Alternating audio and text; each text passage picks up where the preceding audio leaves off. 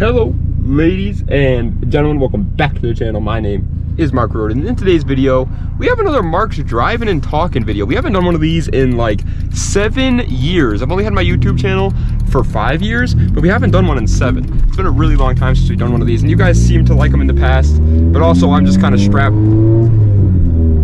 Race car. I'm just kind of strapped for time today, to be honest. 3.3 miles at the roundabout. Let's turn that down just a little bit. I don't need all that right now.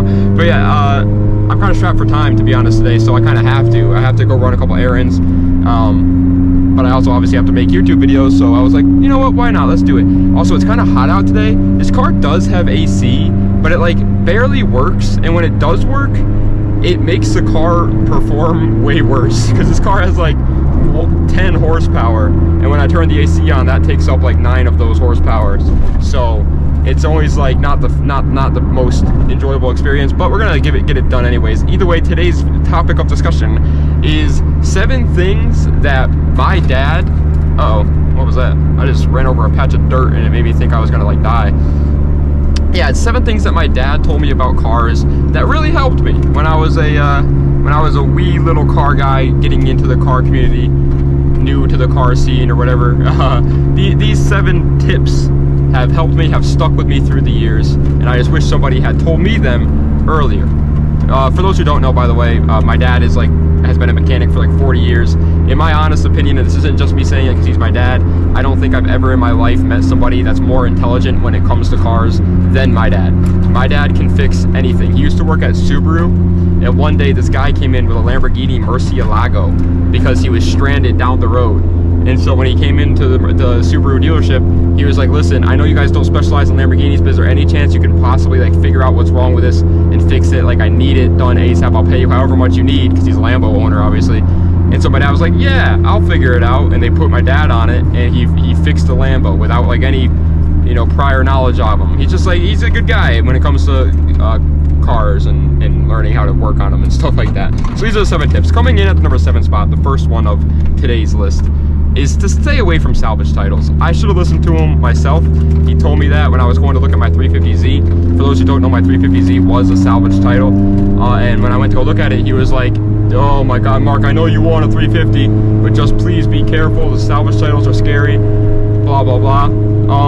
And he was right. I bought that car and it didn't run for a month. And if it wasn't for him, it probably never would have ran, to be honest, because nobody could figure it out. The car had gone through like 4 owners beforehand, because no one could figure out what the problem was. Everybody just kept putting new engines in it. They thought it was a motor, like they thought the motor was gone. And when I sold the 350Z, the problem came back because it was a wiring issue. What they did is, the guys before me took out the ECU, and when they took the ECU out, they bent the pins in the ECU. So a bunch of the pins weren't making connection. And so instead of buying a whole new ECU, my dad just went in there and tried to like bend them all back and make them like connect correctly, but it wasn't a forever fix. And so the problem did eventually come back. And when it came back, I was like, I'm just gonna sell it. I don't want to deal with this anymore. And when I sold it to the guy, guess what the guy said?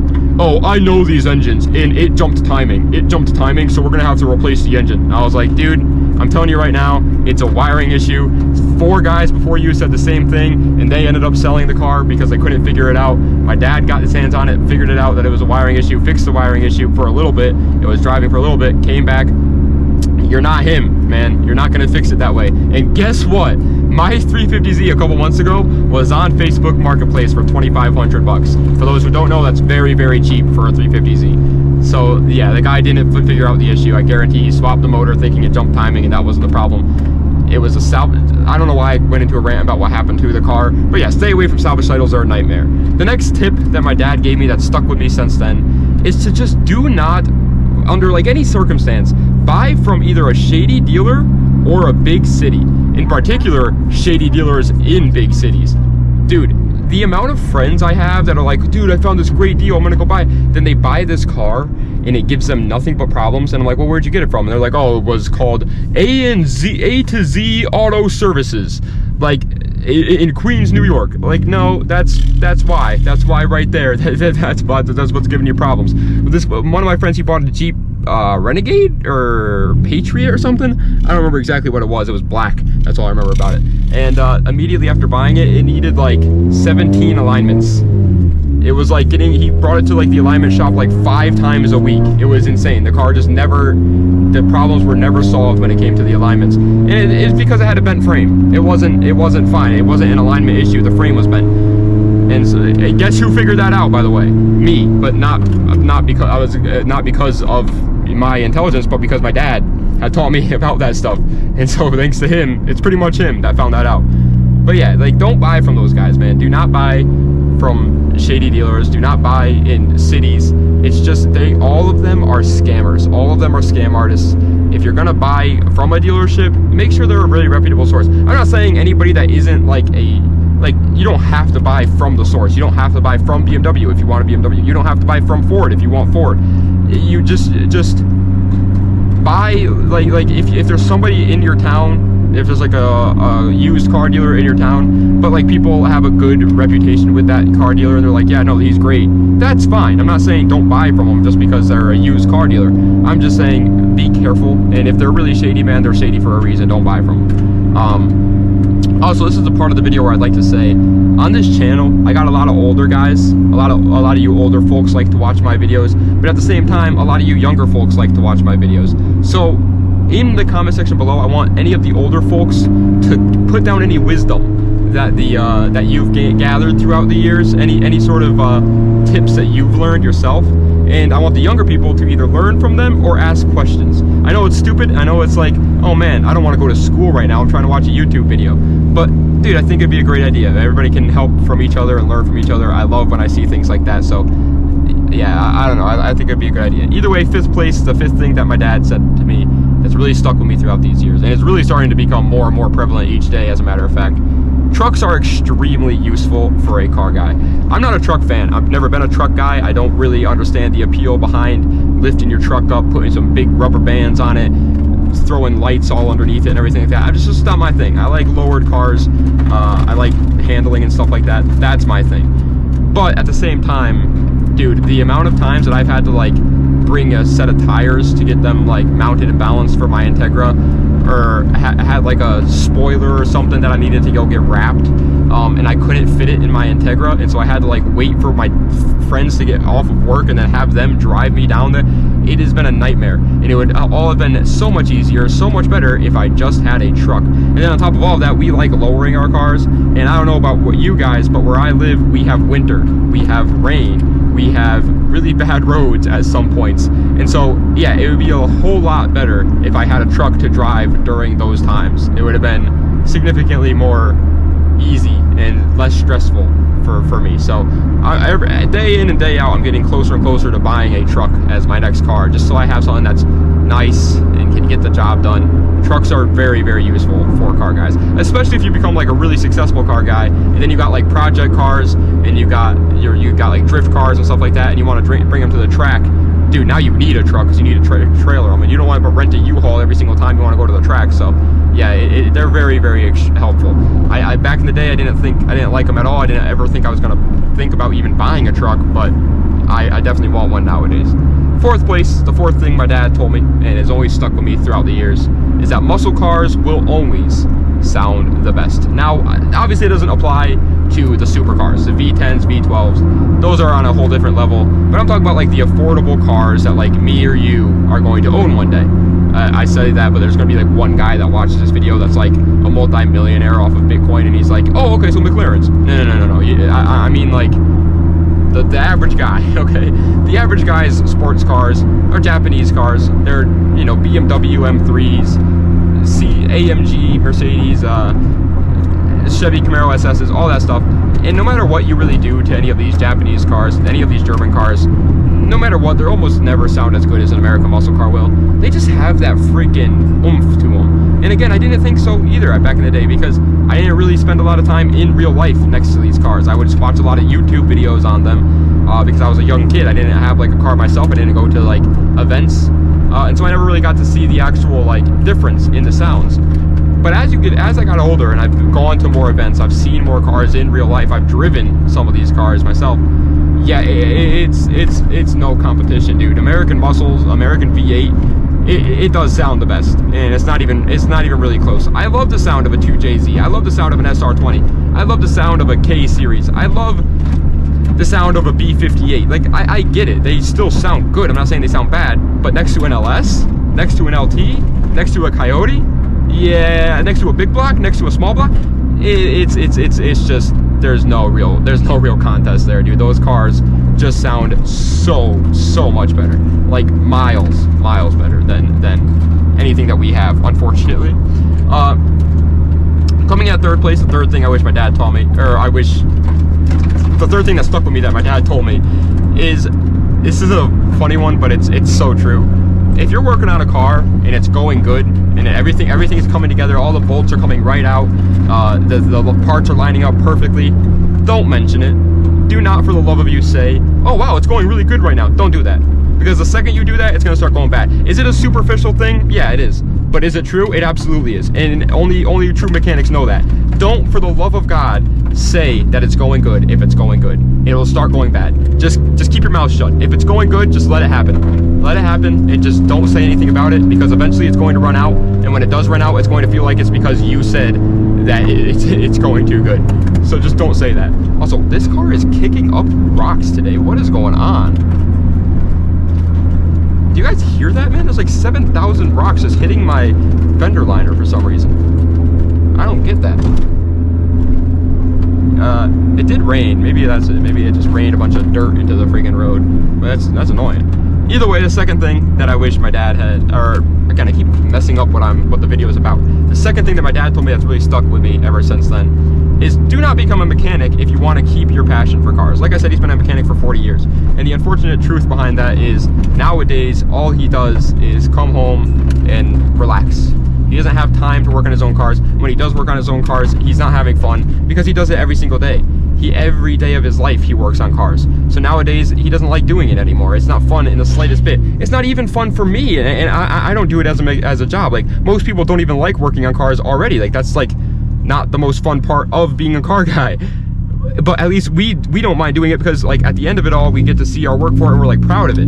He has had that feeling every single day for 40 years. He's used to that feeling. He's not proud of himself anymore when he fixes a car, because he does it all the time. And so now all that's left is just the misery that comes with working on cars, especially up here where we have rust and bolts don't like to come out and stuff like that. It's a nightmare. So yeah, I would highly recommend, do not become a mechanic if you enjoy working on cars. If you're a car guy and you like cars because you like how they go back together and you like fixing things and stuff like that, that's awesome. But don't make that your job, because then it's just not going to be awesome anymore. It's the same thing with almost anything though. If you're a big fan of I don't know, like basketball, for example. I'm sure LeBron James doesn't go home and play basketball. You know what I mean? I'm sure he's just like, oh my God, anything but basketball, please. Because all he does is play basketball. You know what I'm saying? It's like, I guarantee that if you turn your main #1 hobby into your job, it's going to kill your passion for that hobby. And it really does apply when it comes to cars and mechanics and stuff like that. But the first thing, the #1 thing that my dad has taught me about cars, that has stuck with me throughout all of these years, I use it on almost not on a daily basis, but every time I'm working on my car, I use this. It's called KISS, and it's an abbreviation for Keep It Simple Stupid.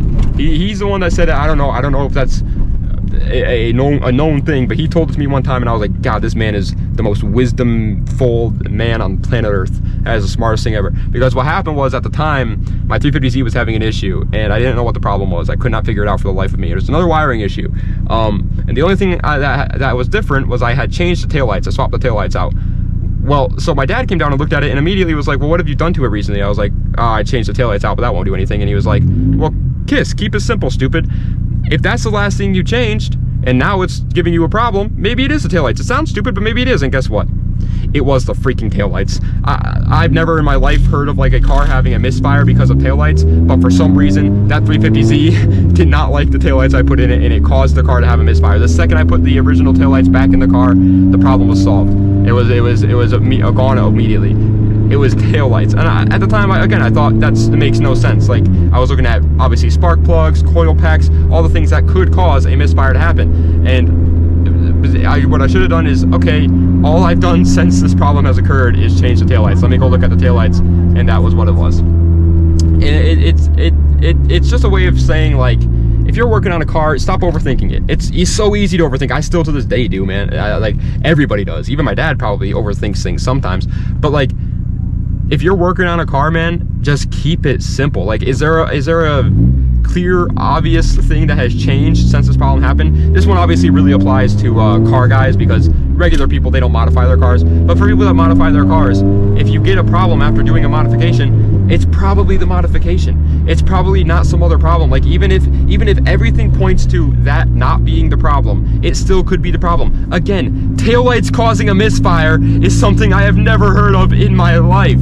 So trust me, I get it. It makes no sense, but it was the problem. It could be anything. Like, maybe you missed something when you did this part. If there's but even when it comes to just regular mechanics and just working on a car regularly, keep it simple, stupid. Is there like a clear, obvious thing that this could be? Well, check that first. Like, a lot of people overthink it, and then they get into these big things. Like, okay, this car is running weird. Like, oh, just the other day, as a matter of fact, just the other day, this happened. I came down to my friend Zach's shop. They had a Chevy Silverado there, and it was doing this. It was throwing out a bunch of soot. It was a gas job though. It wasn't a diesel truck. And so it was rolling coal more than a diesel truck was, and we were like, what is going on? Like, this is really weird. The car was boosted and obviously tuned after it was boosted. The truck, I should say, was boosted. And so we couldn't figure out the problem at all. I go home and tell my dad about it, and he immediately is like, well, it's running too freaking rich. The tune is wrong. That's all the problem is. The tune's wrong. It's running too rich. That's literally the only thing it could be. I guarantee that's the problem. I haven't talked to the kid since then, but I guarantee that's what the problem was. If you're watching this video, Dustin, your truck's running too rich. That's your problem. But anyways, that is the end of today's video. 7 things that my dad taught me about the car world that has really stuck ever since he taught me about it. I figured if my dad helped me, he'll definitely be able to help a lot of you guys out. He's incredibly smart when it comes to mechanics. Almost everybody that knows him, he's getting older. Obviously, he's almost 60 years old now. So everybody that knows him is always kind of like, Mark, that's his name. I'm the third. My grandpa's Mark and my dad's Mark too. But he's like, Mark, why don't you become an automotive teacher? Like, now you don't have to kill your body anymore, but you can still do stuff about cars. That's like your number one thing you know about. Everyone says it to him all the time. He should become a teacher, because he should. He knows so much about those things. So I really hope that his wisdom has helped one of you guys as much as it has helped me. Literally almost every single time that I have a problem, almost every single time, that was a nice E36, sorry. Almost every single time that I have a problem, I call him up. If I can't figure it out, I call him up. Even if I can figure it out, I call him up just to be sure. Like, he's always there for me when it comes to cars. So I figured if he's always there for me, maybe he can be there for one of you guys too. Anyways, thank you guys so much for watching. I do appreciate it. I hope each and every one of you enjoyed this video. Let me know what other videos I've seen in the comment section down below. Check the links in the description for all my social medias. Sorry if my car was too loud so that you couldn't hear my voice. The car has an exhaust leak now, so that's great. But yeah, if it's too loud, I deeply apologize. My exhaust just banged against the ground somehow back there. I don't know how that happened. But anyways, thank you guys so much for watching. Das Vidania, and have a nice night.